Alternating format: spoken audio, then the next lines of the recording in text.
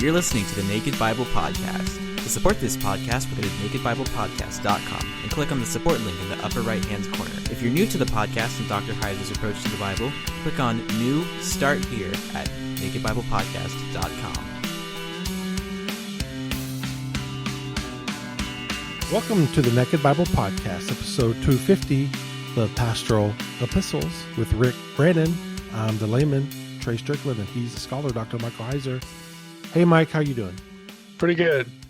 Can't complain. Well, I can because I didn't make the fantasy playoffs, and you barely did. So, congrats to you. I am now. Yeah, I'm in. So the little 4 out of 5 loss, losing 4 out of the last 5, that hurt. So it dropped me, but I'm in. Yeah, well, that's more than I can say for myself because it's been a rough year for me. But at least our listeners have not had to listen to too much fantasy talk this year. So maybe next year that'll change. All right, Mike. Well, we have a great interview today. What are we going to be talking about? We're going to be talking with Rick Brannan, who's a friend of mine and a colleague at Logos, about the Pastoral Epistles. Well, it's great to have Rick on with us again. Rick Brannan, who is a co-laborer, colleague with me at Faith Life Corporation. Of course, that is the maker of Logos Bible software. Rick has been on the show before, but we have a lot of new listeners. And so, Rick, I want you to start by introducing yourself. Just tell us who you are, a little bit of background, what you do at Logos, with the software or anything else you do there, and then kind of what your sweet spots are. Okay, thanks, Mike. My name's Rick Brannan, and like Mike said, I do work at Faith Life, makers of Logos Bible software. And my responsibilities there involve managing the team that handles all of the original language data, so all the Hebrew, Greek, at all the different levels, so morphology and syntax and discourse, and all of the reverse interlinear alignments that we produce. The team that I work on handles all of that data and makes sure it works well in the system. So in a nutshell, that's it. All of our Bible data sort of runs through our team. As far as me personally and my sweet spots, it's been probably, like 15 years ago where the Pastoral Epistles just jumped on my radar and haven't quite gotten off of it yet. So what the weird story there is what happened was I really got involved in looking at the Pastoral Epistles. And that drove me into looking into other literature produced around the same time before or after, other temporally cognate literature. So the Septuagint and the Apostolic Fathers specifically, and then also Philo and the works of Josephus and Greek pseudepigrapha and other classic works. So from the pastorals, I sort of got driven into this larger realm of literature, of early Christian literature. So where my sweet spot is now is kind of, let's say, pastoral epistles plus following literature. Mm-hmm. So what this all led to is I wrote a commentary on 1 Timothy that is called a lexical commentary on the pastoral epistles. The first volume is on 1 Timothy. That was published in 2016. And what that's all about really is one of the first things you need to do when you're exegeting a passage is you need to look at the words. That's not where you stop, but that is where you start. Mm-hmm. So what I did was I looked at the important vocabulary in 1 Timothy, and I looked at how it was used not only in the New Testament and not only in the Septuagint, but also in literature like the Apostolic Fathers and Josephus and Philo and stuff like that, to really understand what these terms would mean in the context of that time frame. Mm-hmm. And now we had either blogged or talked about on the podcast is something like that about the first volume, and what we can include, and we will include the first volume in our discussion today. But you've come out with a volume now in 2 Timothy. But before we jump into that, people should know that these aren't just passing interests. For you, you mentioned Apostolic Fathers and Septuagint, right? Give us a little bit more, specifically what you've done, like what did you work on that Logos has for the Septuagint or the Apostolic Fathers? And I know you've actually published things on the Apostolic Fathers, so we want to mention that as well. But give us a more of a drill down. Right. So for Logos, I did an interlinear of the Apostolic Fathers' writings in Greek. So First Clement, Second Clement, the letters of Ignatius, the writings of Polycarp and the martyrdom of Polycarp and a few other things like that. There's an interlinear that we put together that's available for Logos Bible software. But from there, I actually made a full translation into English of the Apostolic Fathers' writings, and that is available for Logos, but it's also published in print by Lexham Press. For the Septuagint, we did interlinears for the Septuagint for both the Rolf's edition of the Septuagint and also the H.B. Sweet's edition of the Septuagint. And the Sweet edition, we actually turned into a translation as well. So we did further editorial work to turn that into a nice, readable English translation. That has not been published in print yet, but it is available for Logos Bible software. I also did work on apocryphal Gospels, on the Greek apocryphal Gospels, where I did translations of the major works available in Greek. So the Protevangelium of James, Infancy Gospel of Thomas, Gospel of Peter, plus a lot of other fragmentary things that are actually really important for early Christianity, fragments of papyrus and things where they mention things or they record things about Jesus that is not attested to canonically. There's a great one about where Jesus is walking to the temple and he sees a priest go into the bath and out of the bath again, out of the mikveh, and there's a great discussion there about cleaning yourself with Jesus, right? So there's just all sorts of cool stuff going on in a lot of these fragments too. So I've spent a lot of time there. Lexham Press has actually also published a print version of the Greek Apocryphal Gospels volume. Yeah, for our audience, I mean, I get asked all the time, like, "Hey, what's a good book on all that extra Jesus stuff?" Okay, Yeah. or can you recommend an English translation of the Septuagint? Now, again, if you're in the software world, and honestly, let's just be blunt, you ought to be. If you have Logos, as a tool, again, we have our own English translation of the Septuagint, and it's very usable.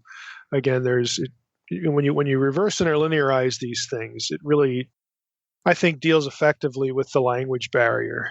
People should not presume that they have to have a degree in Greek, to be able to use these sources and use them effectively. That's why we create what we create. But yeah, I'm asked all the time, about resources and recommended books and whatnot. So I'm hoping you're paying attention if you're listening, because I don't ever want to get that question again. Well, one of the cool things, this is going to be my answer. One of the cool things about that Septuagint translation, if you look at other English translations of the Septuagint, there are problems with the way that names in the Septuagint are rendered. Yeah. They're typically just transliterated.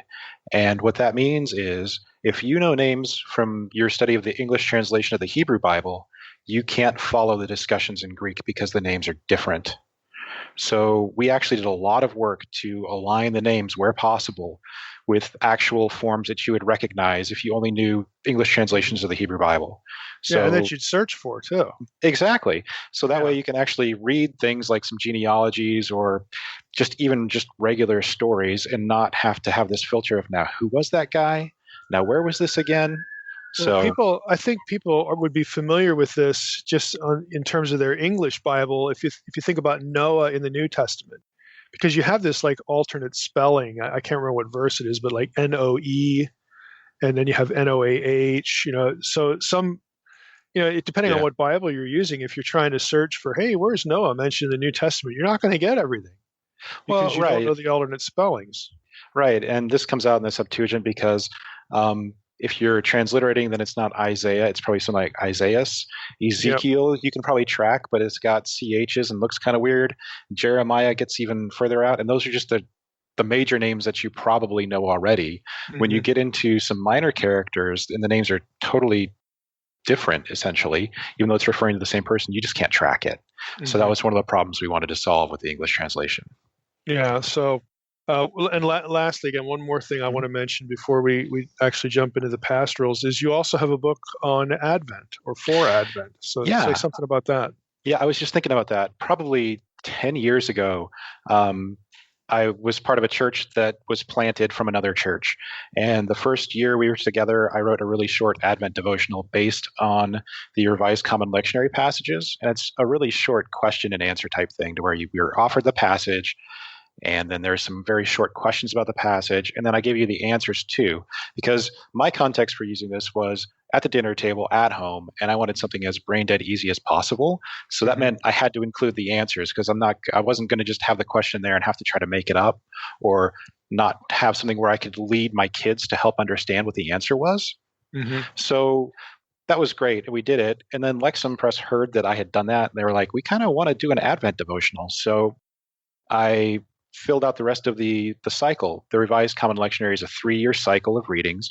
Advent is the beginning of the church year, so it follows that particular cycle of readings. So we've really got 3 Advent devotionals in one that can be used with any year of the liturgical cycle, with the scripture passages and questions and answers for each day of the Advent season.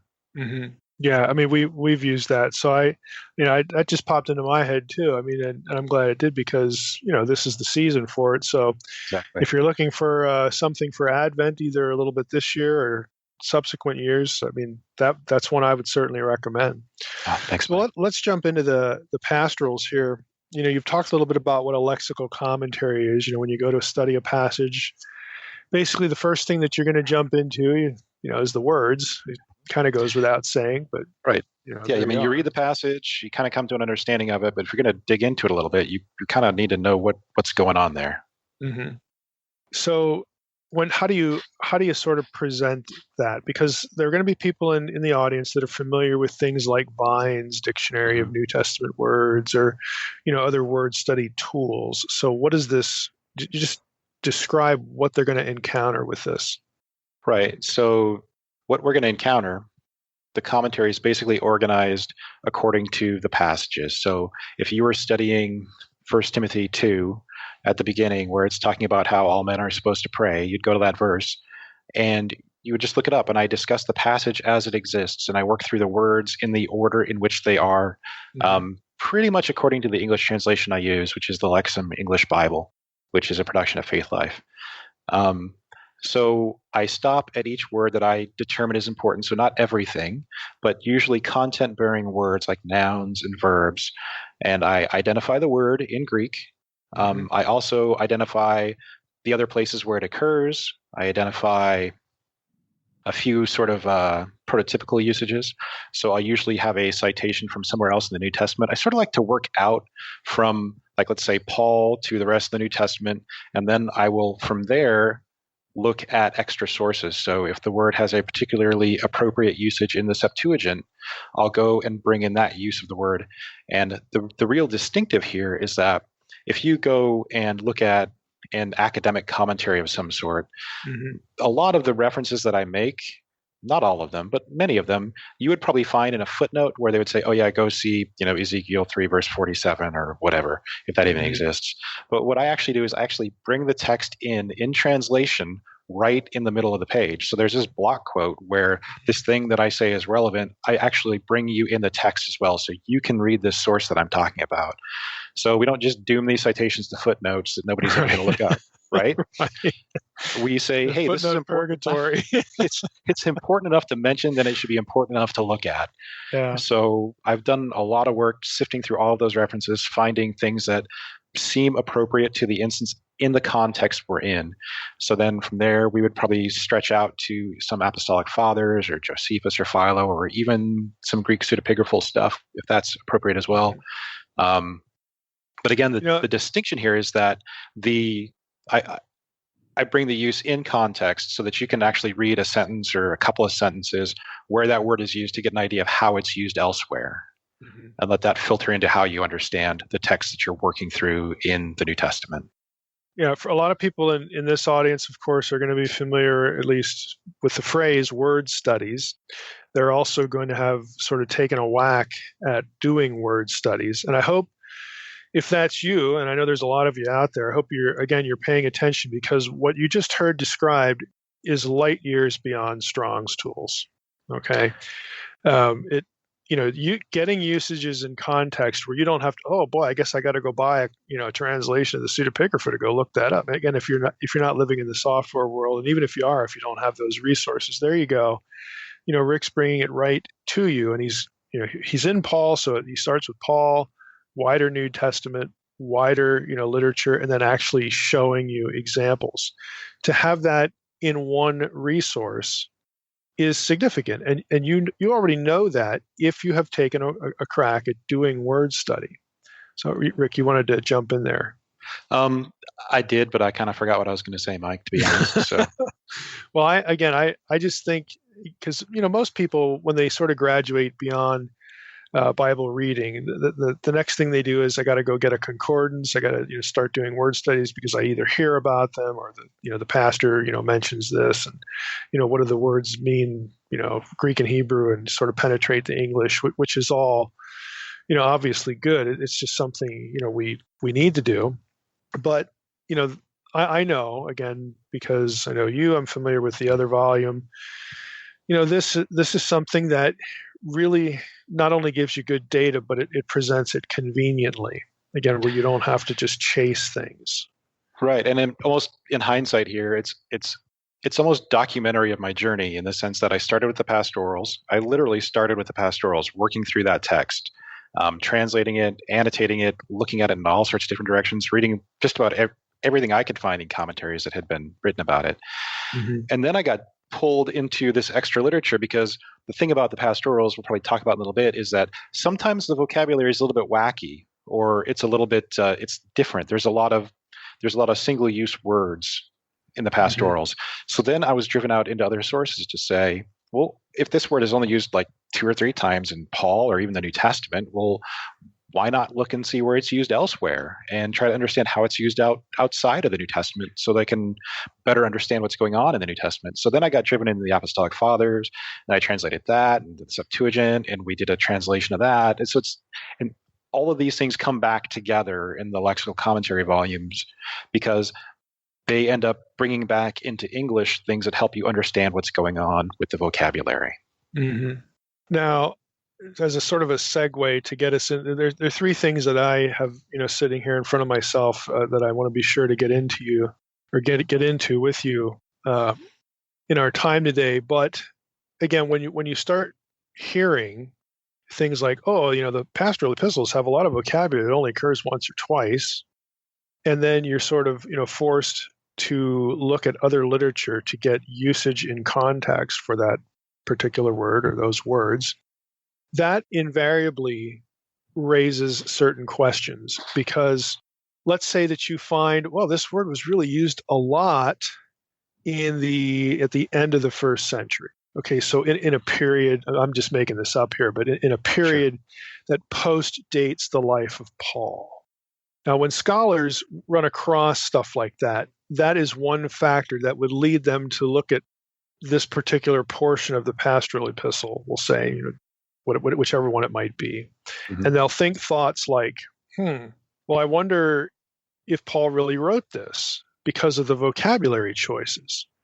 If it was somebody living 20 years or 30 years after Paul, this would sort of make sense, because this word was kind of in vogue, or it just shows up a lot.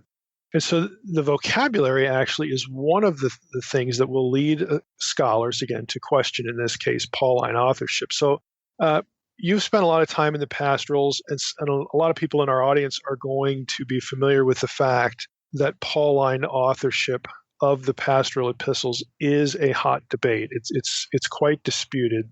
It's disputed in other regards too. When we went through Colossians, we got into this because of the whole Gnostic mm-hmm. question. Mm-hmm.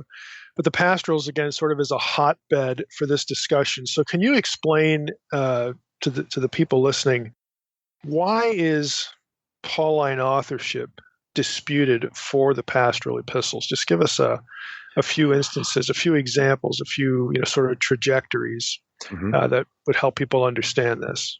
Well, there wasn't a whole lot of dispute about who wrote the pastorals until like the late 1700s, early 1800s, somewhere in there. My time frame, I don't remember it exactly, but Schleiermacher was probably the first guy to say, hey, there's a lot of vocabulary in the pastorals, a lot of these single-use words or hapax legomenon that exist in the pastorals. Like, there's so many of them compared to other books that Paul wrote.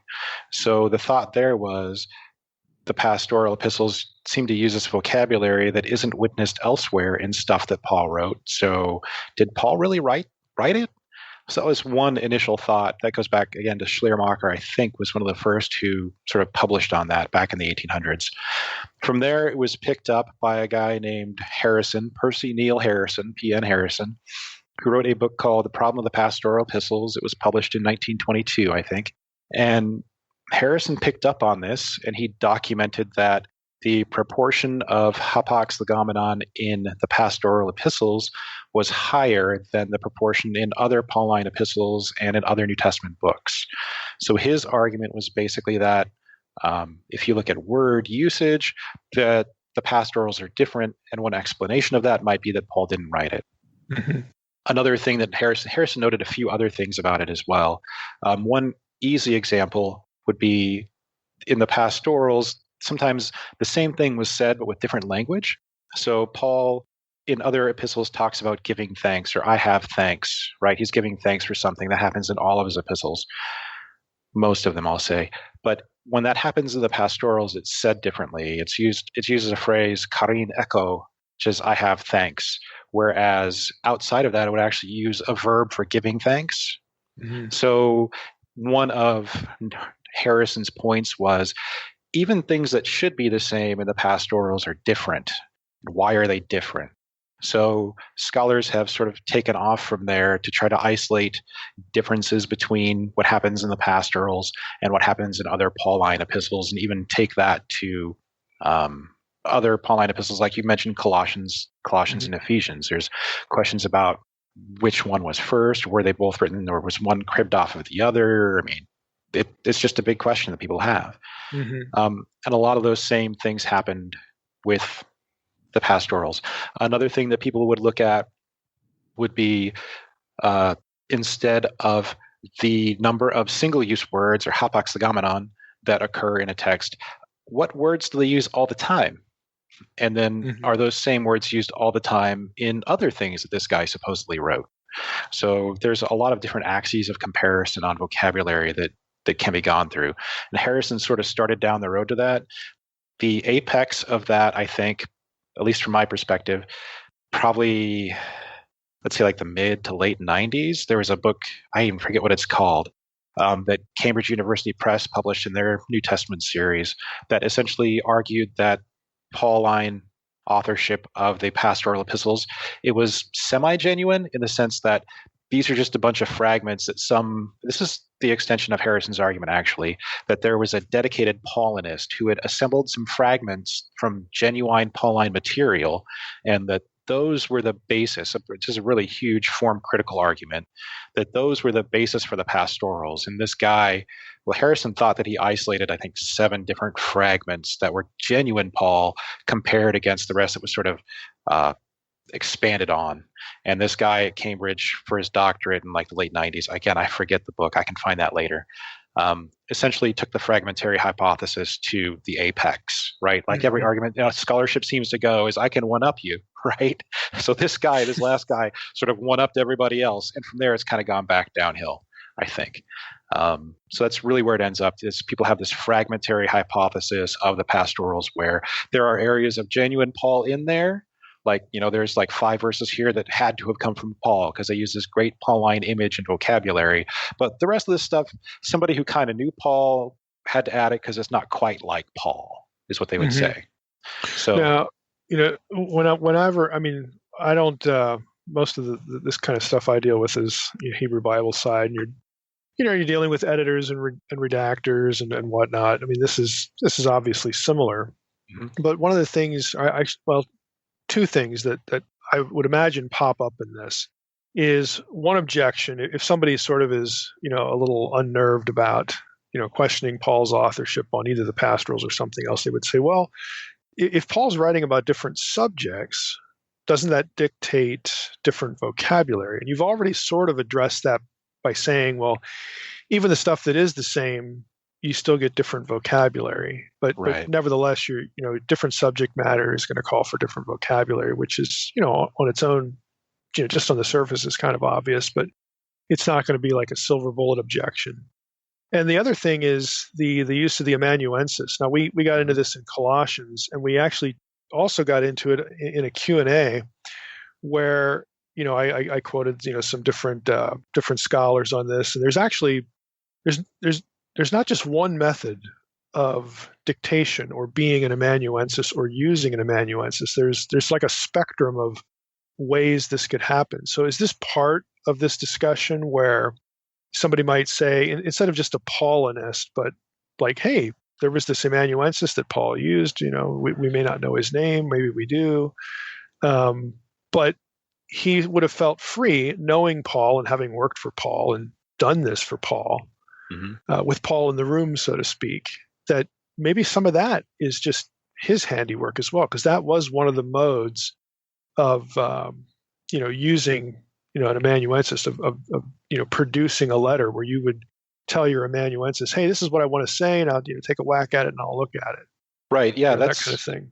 That's totally why this isn't as simple as counting words and seeing what proportions are, because that's just not a way that you could actually measure style. There's a lot that would go into that. Even just measuring style is a huge question.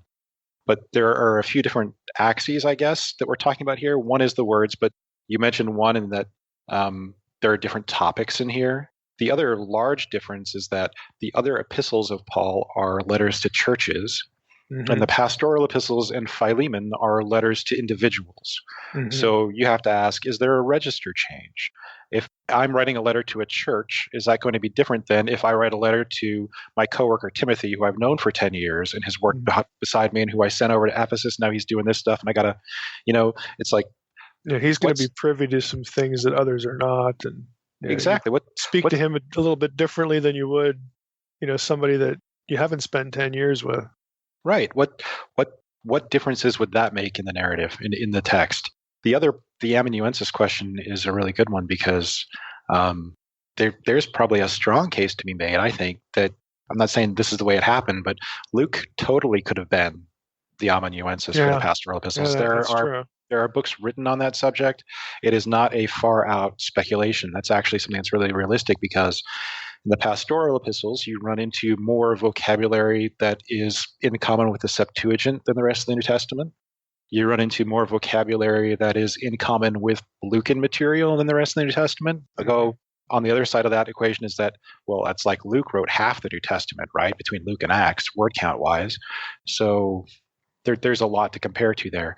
But there's a lot of affinity between the way things are expressed in the pastoral epistles and the way they're expressed in Lucan material, and then also the reliance that both Luke and the pastorals have on Septuagint lexicography or Septuagint words. And then at the end of 2 Timothy, which is ostensibly the last letter, because if most people think the composition history of the pastorals would have gone 1 Timothy, Titus, 2 Timothy. There's some people who think differently, but that's probably the way it happened. So 2 Timothy was like the last one. And at the end of 2 Timothy, you have Paul asking for Luke to come back to him because he's useful, right? Or no, Mark is useful and Luke is with him, I believe. So you have that as well, where Luke is placed in the room. So he has proximity, access, and he has a history with the man. So it very easily could have been Luke as far as we're concerned looking at this. We don't know any different. So it's reasonable. It's reasonable. I'm not saying that that's exactly what happened, because we will never know. But as far as, possible versus probable, Luke is both possible, but it could also be argued as probable as well. Yeah, and for those, again, who are listening who might have missed the episode on Colossians, the end of the letter, or the Q&A, the book that I quoted was by E. Randolph Richards, called Paul and First Century Letter Writing. Subtitle is Secretaries, Composition, and Collection. So if anybody's really interested in this topic, that's a good thing to drill down on. Yeah, I would agree. I would agree on Randolph Richards, because he has the scholarly book, his dissertation, which was published, and then also the Tyndale House, which published, I think, is the one you're talking about, which is a really great look at who the amanuenses are, what they did, how they operated, and how plausible it is that Paul could have used one of these people. So and he uses lots of classical examples too. I mean, he's not he's not making stuff up. He's drawing on the literary world, of letter writing. So it's an informed discussion and really quite detailed, to be honest.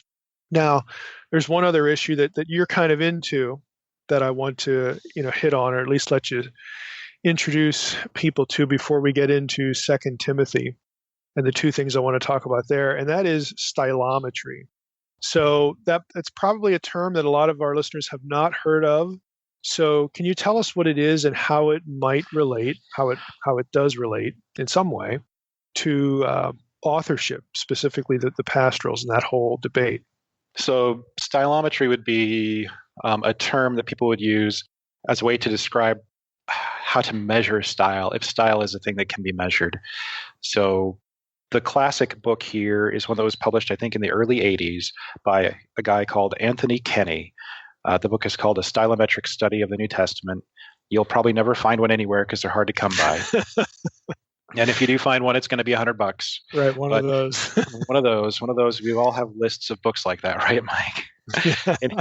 Anyway, it's a slim little volume, but what he does for the first time, why Kenny is notable is it's the first thing that is a stylometric study that actually uses an analyzed text. So Kenny's textual basis is the 1979 era version of the Freeburg morphology of the Greek New Testament.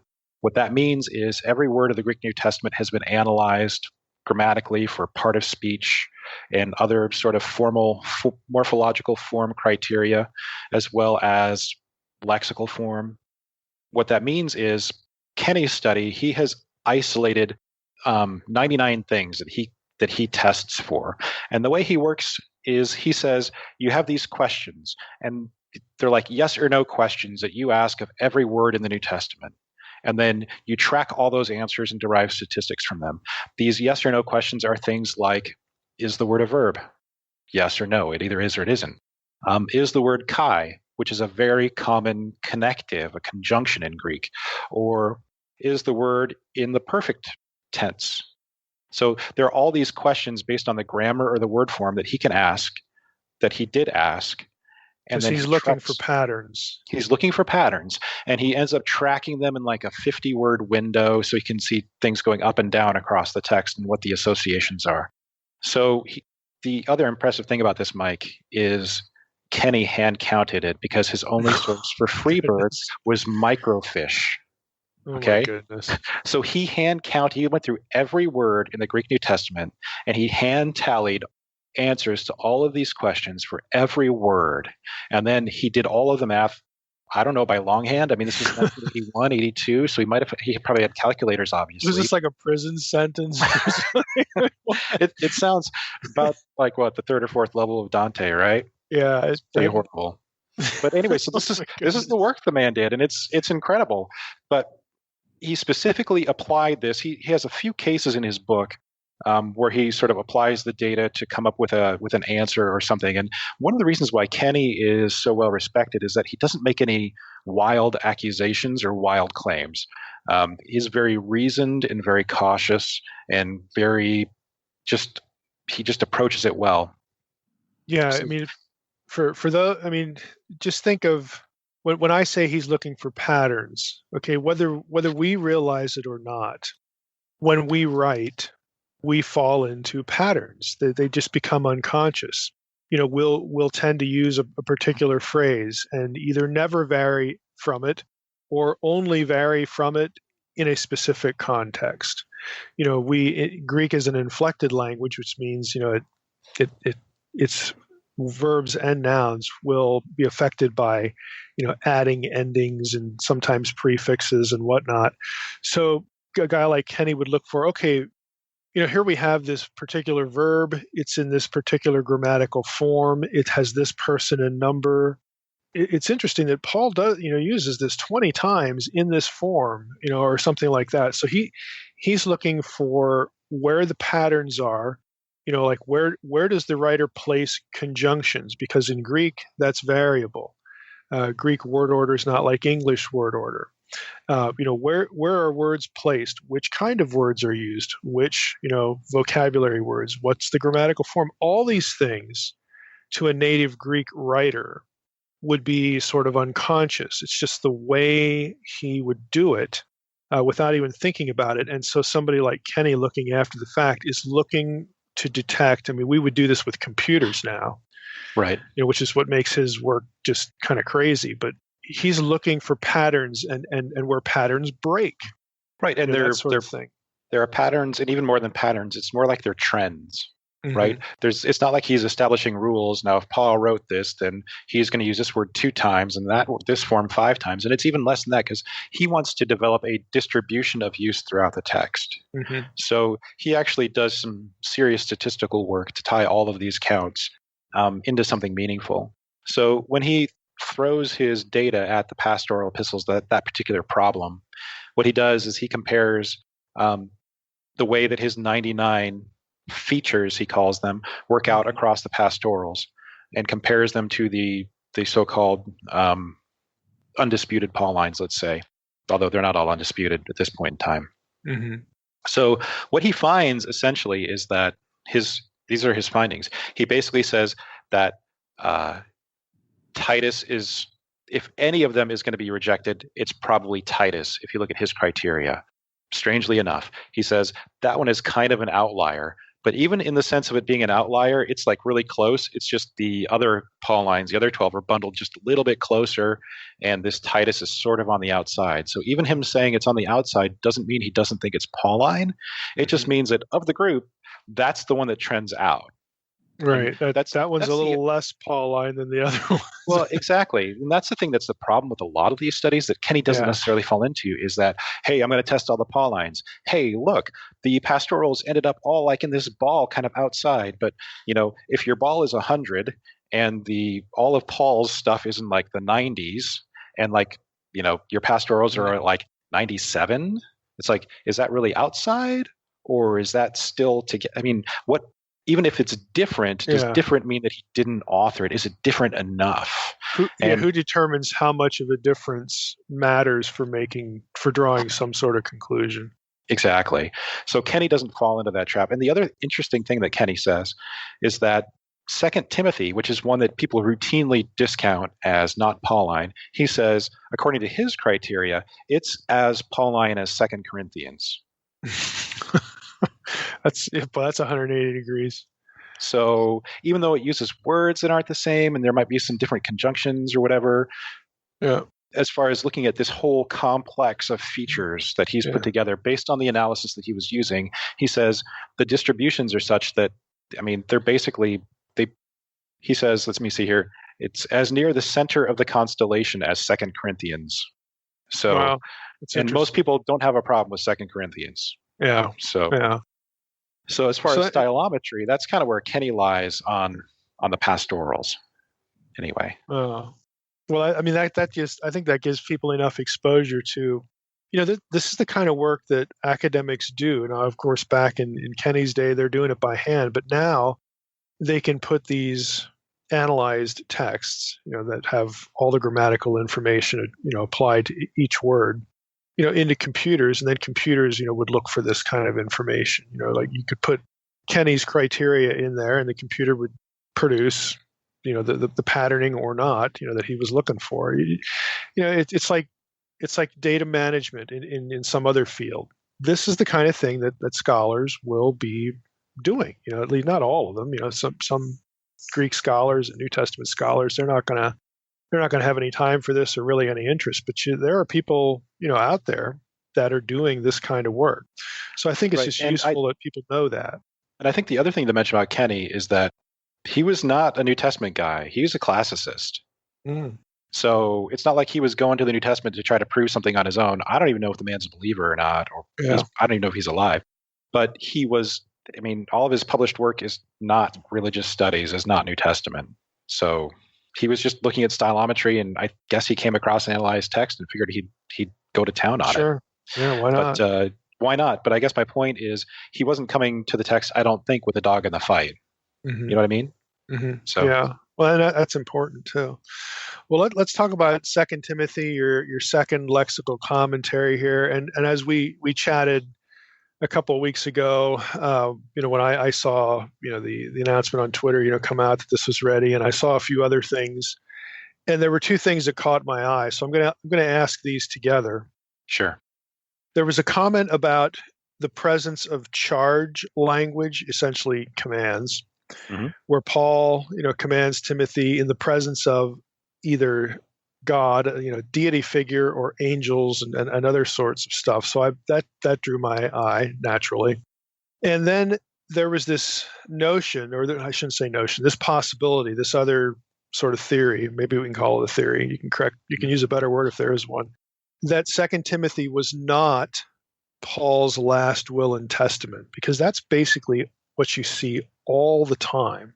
Right. So can you jump into both of those things? Because I'm sure you discuss these in the lexical commentary, but just what's going on here? Yeah, so what's charge language? Let's just start there. Charge language. Okay, so this is something I picked up from a guy called Craig Smith, and his dissertation actually was published in 2006 by Sheffield Phoenix Press. It's called Timothy's Task, Paul's Prospect, a new reading of 2 Timothy.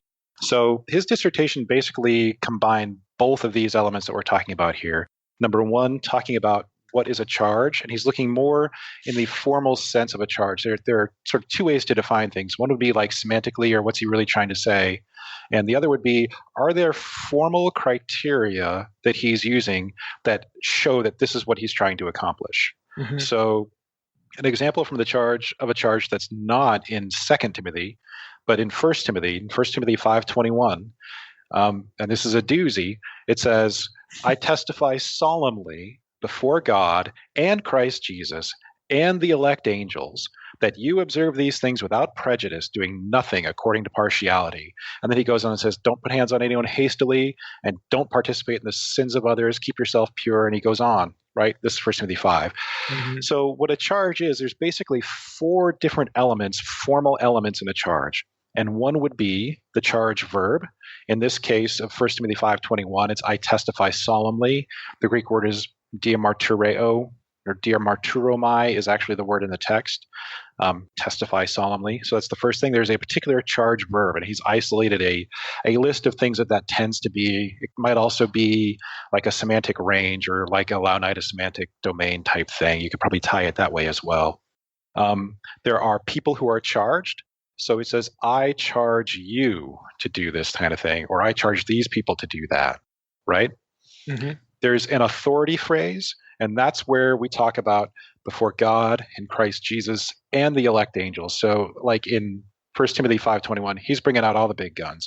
This isn't just Paul, because Paul starts out the letter, hey, I'm an apostle. I'm writing this to you. I'm thinking that's enough, right? But for whatever reason here, he's saying, he's not just saying it on his own authority. He's appealing to a much higher authority as witnesses to him doing this thing. So he's not just saying, I'm telling you to do it. He's saying, I'm telling you to do it, and these guys are watching, and you need to make sure that you're going to do this because I'm invoking these people, these authorities as I'm doing this. Mm-hmm. So after that, there's the content of the charge. So what are you telling me to do? So I testify solemnly, you need to do this before God and the angels and Christ Jesus and everybody else. Here's what has to be done. So there are those 4 common elements. There's sometimes a 5th element, which has more to do with the implications of what the charge is. And we get into that, I think, more in 2 Timothy, because the reason why this is important in 2 Timothy is because the part in 2 Timothy that most people say is like Paul's last will and testament, which is 2 Timothy chapter 4, like 1 through 8. What this guy Smith says is that's not a will and testament. It doesn't adhere to the formal qualities, the formal definition of a will and testament. He also goes through that in his book. What are the formal things that make up a will and testament, or a sort of a testamentary piece of literature here? And he says 2 Timothy doesn't really fit that. So because of the way 2 Timothy is structured and the content of it, people say, oh, well, Paul must be about ready to die, and he must be, passing his ministry on to Timothy. He says, verse 6 of chapter 4, I'm already being poured out as a drink offering. My departure is near. I fought the good fight. I'm done. So people say, oh, my goodness, Paul must be getting ready to die. The crown of righteousness is reserved for me. Like all of this stuff, which we look at today and we say, wow, Paul's getting ready to just kind of die here. Smith goes through and he shows how a lot of that stuff, we today read it that way because that's how we've sort of been trained to read it, not necessarily because that's what it's saying. And he gets there by saying this is a charge because it's a charge literature. So we have to look at it through that form, through that way that it's put together. Yeah, it's interesting that the whole last will and testament thing, that it doesn't actually conform, to the way those things are done, because, scholars have looked at lots of things Paul does where he does conform to, literary conventions, in other areas. So that's kind of striking. I mean, I've never heard that before. What do you think of that? I mean, what's your take?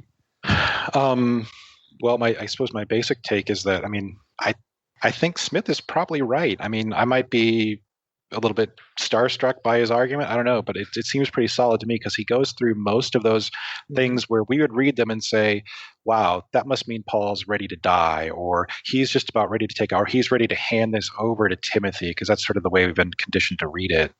And Smith walks through each one of those pieces and shows how there's an alternate and possibly better explanation about how, at the word level, which is the important part for the commentary that I picked up, at the word level, like for instance, being poured out as a drink offering, the time of my departure is imminent, that kind of stuff does not have to refer to death. It refers to a drink offering being made, and time of my departure is more of language of release. Like there's a spot in Philo which uses the same exact language, only it's talking about a governor giving up his term and moving on to something else. Okay, and the thought from Smith is that at this point in Second Timothy, Paul pretty much knows he's getting released from prison, so Paul isn't saying, yo, dude, I'm getting out of prison, take my ministry and go. If Paul was going to do that, he probably would have done it already. What Paul is saying is he's getting energized because he knows he's got more work to do. And he's saying to Timothy, you need to go back, you need to go do your work and do it as excitedly and as, I'm running out of words here, in the same way that I'm going to go do it. He says, I'm already poured out. I'm going to do this. I fought this fight and I'm going to do it. This kind of righteousness I'm going to get. And he'll award it to me on that day, but he's not like ready for that day to happen yet. Paul's got more work to do and he's excited about it. He's saying to Timothy, you need to go out and do the work that you're charged with too. Not you need to go out and finish my job. He's like, Timothy, you got to go out and do your own job and go do your own thing. That's really interesting. What have you come across as far as commentaries about, and I'm sure you discussed this because it's, you're dealing with vocabulary, the elect angels phrase. Yeah, I would have to look back at my first Timothy stuff. And I actually wrote an article in Bible Study Magazine about that phrase, about that charge on the Pastoral Epistles issue, Mike. What do I think about it? I would have to remember. I'm sure you run into this sometimes too, but it's like you write things down and you can go look at them, but I just don't have the book with me to go back and look at it right now. Well, the stuff that I've looked at, and I did this, for the angels book, is there are a number of scholars that take the phrase elect angels and they sort of say it's a way of referring to loyal members of the heavenly host, in order to deliberately contrast them with fallen, angels. Okay, that sort of thing. Right. So I just looked up because I've got this Logos software, and my first Timothy commentary is actually inside Logos as well. There you go. And did you do anything with that? Well, yeah. So that's the third witness in the charge.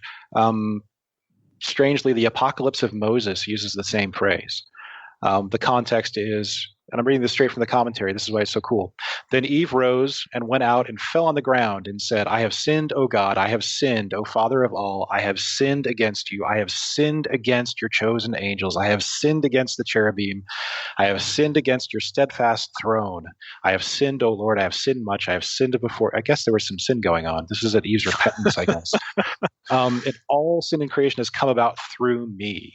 So she's using the term elect angels. This is like almost a laundry list of divine beings that Eve has offended and sinned against, and it's included in there.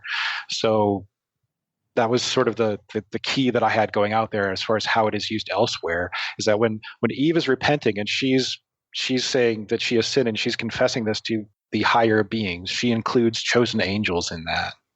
Yeah, I mean, my take on this kind of thing is that, I do think I think it's generally reasonable in the New Testament context to look at this as, okay, elect angels are the ones who are loyal to God. Okay, I get that.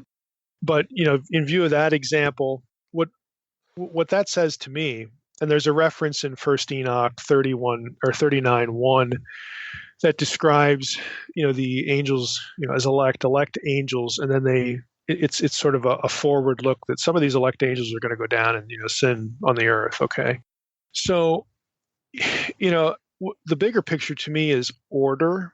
Mm-hmm. In other words, Eve is violating the order that God wants, and he includes, and she includes, the angels in that discussion or in that context, because they are charged with keeping things in order the way God wants, in their realm, and then God has also, created human imagers to order things here the way He wants. So when we sin against God, we violate the way that God wants things, Mm-hmm. the good order that God wants to be perpetuated and to be ongoing.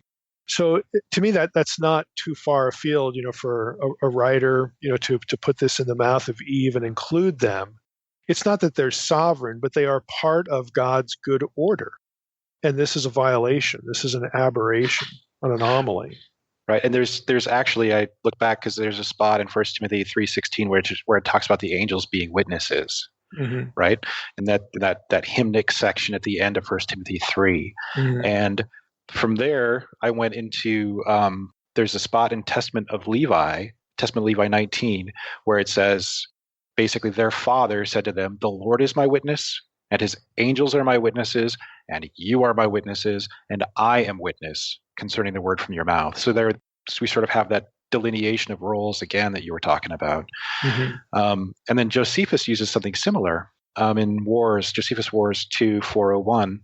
He says, "I call witness to your sanctuary and the holy angels of God and this country common to us all that I have not kept back anything that is for your preservation." So Josephus' typical role there is trying to cover his own behind, I guess. Yeah, but he does that on occasion. My gosh, talk about revisionist history sometimes, right? It's a long trend. But anyway, in that case, he's also calling the angels of God as witnesses. That you might even be able to call that a charge there in Josephus, because it has some of the same elements. But he's calling in the angels of God as a witness to what he's doing. So, yeah, and that has Old Testament roots. I mean, I didn't, it was a little far afield from what I was doing in the New Testament section of my Angels book, because I don't know that you can really say that this is in the mind of the New Testament writer, because in the Old Testament, this is always covenantal context.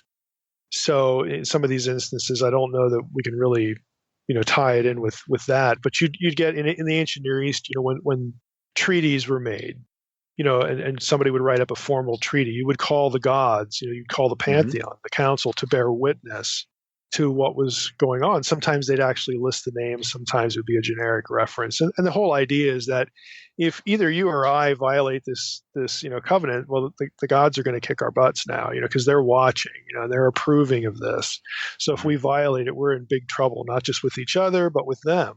And so there might be something like that, going on again, but that's just part of the bigger motif of order, to the way God wants things. right. As opposed to chaos. God doesn't want things chaotic. He wants things done as He created them to do, to function. So, yeah, I'm not. The language isn't that surprising. It's just, we don't really think angelologically enough, typically, to sort of have a category for that. Mm-hmm. But again, it's really not that, out in left field, at least, to my ear. But I spent a lot of time thinking about that kind of stuff. So that's really interesting. Both of those elements, because it's easy to read over when Paul is, charging Timothy or commanding, somebody. It's easy to read over the fact that on a couple of occasions, the heavenly host is included in that. Very easy to read over that. So I'm glad we mentioned that. And then if Smith's work is correct, what's the title of his book again? Because we ought to post that as well. Yeah, the title is Timothy's Task, Paul's Prospect. Okay. Yeah, I mean, if he goes through this element by element and really finds, some serious gaps or outliers, with the normal Testament language, I mean, that really would call for us to rethink, what's going on there. So that's very interesting. Yeah, basically, according to his own testimony in the book, in his conclusion, he says he compared the structure of testaments and farewell speeches, including the last words and deathbed speeches in rabbinic literature, with 2 Timothy 4:1-8, and it was readily apparent that on structural grounds, 2 Timothy 4:1-8 didn't really fit any of those models, didn't fit any of those forms. It didn't have the correct formal elements.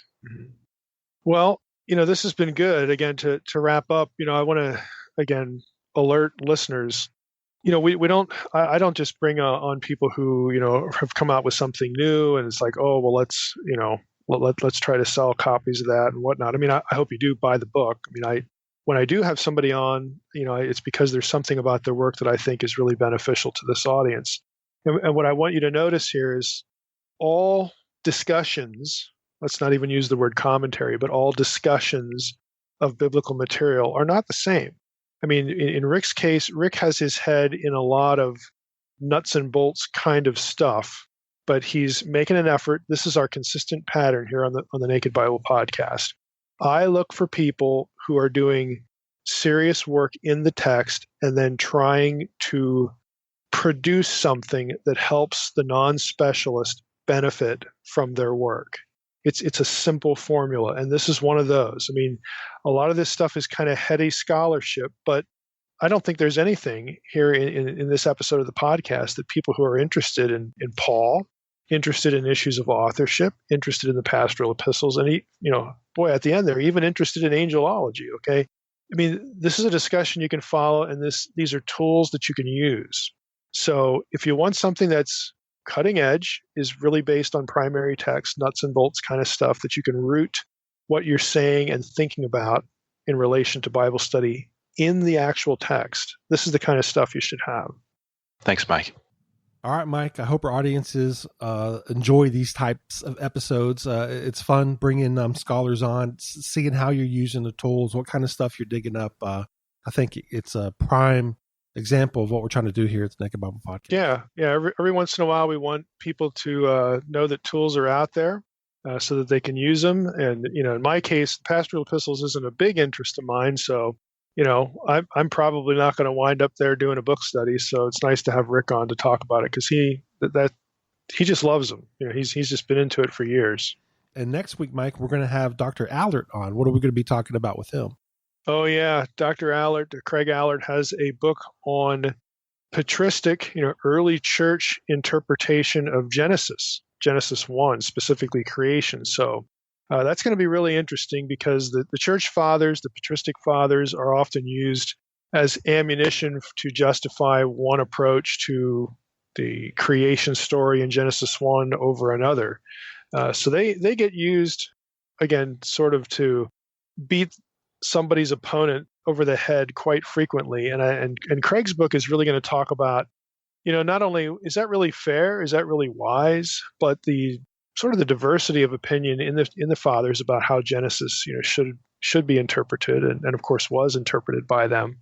So I think it's going to be an interesting episode because we don't do a whole lot of church history on the podcast, but in this case, because it's Genesis, I thought it was really worth doing because it is going to take us into this whole issue that we do talk about in the podcast about sort of being a slave to literal interpretation and like what is that? So believers, really smart people, have not only struggled, with what to do with Genesis, for millennia, but they also were quite willing to move beyond a simplistic, literalistic approach, to those early chapters. All right. Looking forward to that one as always. So just want to thank everybody else for listening to the Naked Bible Podcast. God bless. Thanks for listening to the Naked Bible Podcast. To support this podcast, visit www.nakedbibleblog.com. To learn more about Dr. Heiser's other websites and blogs, go to www.drmsh.com.